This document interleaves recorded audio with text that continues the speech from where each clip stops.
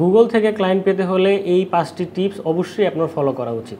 আসসালামু আলাইকুম, আমি তাহসান মাহমুদ প্রান্ত, ওয়েব কোডার আইটির একজন সাব ট্রেনার। প্রথম টিপস হচ্ছে পোর্টফোলিও তৈরি করা। গুগল থেকে আপনি কাজ পেতে হলে অবশ্যই আপনাকে একটি পোর্টফোলিও ওয়েবসাইট আপনার রাখতে হবে। পোর্টফোলিও ওয়েবসাইটের মধ্যে আপনার সার্ভিস সম্পর্কে এবং আপনার রেজাল্ট সম্পর্কে ধারণা দিতে হবে এবং বায়ো টেস্টিমোনিয়াল অবশ্যই আপনার পোর্টফোলিওতে রাখতে হবে, যেন একজন কাস্টমার আপনার পোর্টফোলিও দেখে বুঝতে পারে যে আপনি কেমন সার্ভিস প্রোভাইড করেন। সেকেন্ড টিপ হচ্ছে গুগল মাই বিজনেসে প্রোফাইল তৈরি করা। গুগল মাই বিজনেসে যদি আপনি একটা প্রোফাইল তৈরি করেন এবং সেখানে যদি আপনি ডিজিটাল মার্কেটিং সার্ভিসের ইন ডিটেলসে আপনি এখানে লিখে দেন রিভিউ সহ, তো সেই ক্ষেত্রে কাস্টমার যখন গুগল ম্যাপসে যখন সে সার্চ করবে digital marketing agency near me, তখন কিন্তু আপনার প্রোফাইলটা এখানে শো করবে। তো সেই ক্ষেত্রে কিন্তু আপনার ওইখান থেকেও কিন্তু ক্লায়েন্ট পাওয়ার পসিবিলিটি থেকে যাবে। তো অবশ্যই গুগল মাই বিজনেস প্রোফাইল সব ফ্রিল্যান্সার বা ডিজিটাল মার্কেটারদের খোলা উচিত। থার্ড টিপ হচ্ছে গুগল অ্যাডস ক্যাম্পেইন রান করা বা লিড জেনারেশন করা।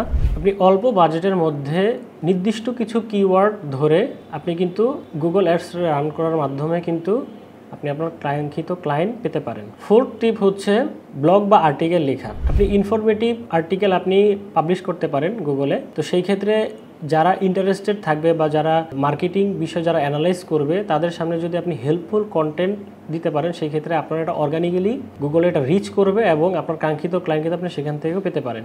ফিফথ টিপ হচ্ছে ফ্রিল্যান্স মার্কেট প্লেস অপটিমাইজ করা।